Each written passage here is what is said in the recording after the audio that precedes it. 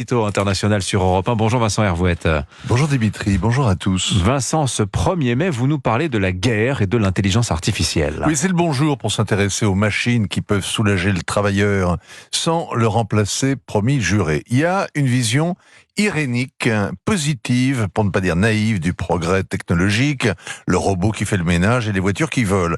Il y a une réalité plus obscure, comme la reconnaissance faciale qui permet de repérer un Ouïghour en fuite au milieu de la foule dans le métro de Shanghai. Ça, c'est Orwell, c'est inquiétant, mais c'est fait. Et puis, il y a l'intelligence artificielle appliquée à la guerre.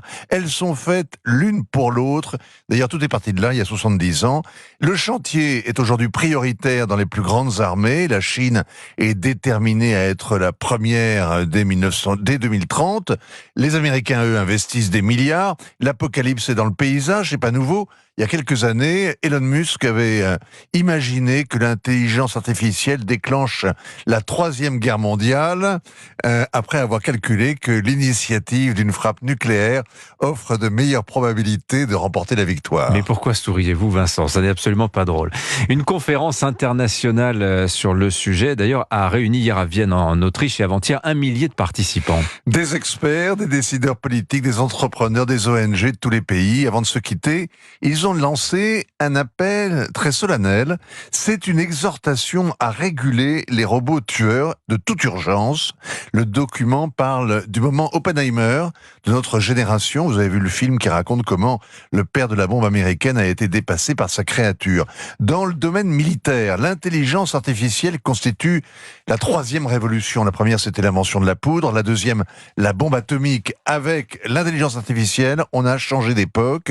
D'ores et déjà, elle bouleverse le champ de bataille. Vous avez remarqué à Gaza, comme par exemple en Ukraine, eh bien les combattants sont retranchés sous terre, et pour cause, parce que s'ils sont visibles, eh bien ils sont condamnés à mort. En permanence, la surface est quadrillée par des robots qui localisent, sélectionnent, attaquent les cibles humaines sans intervention de sources humaines.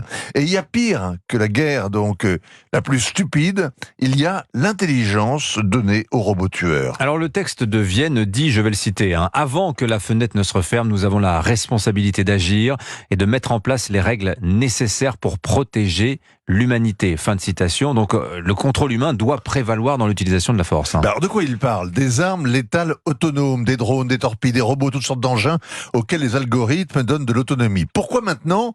Eh bien, il y a 10 ans, Stephen Hawking voyait les technologies se développer à une telle vitesse qu'elles allaient devenir incontrôlables et mettre l'humanité en péril. Or, la guerre en Ukraine, à Gaza, dope les ingénieurs, les budgets de recherche et de développement. Il faut s'attendre donc à une percée scientifique majeure.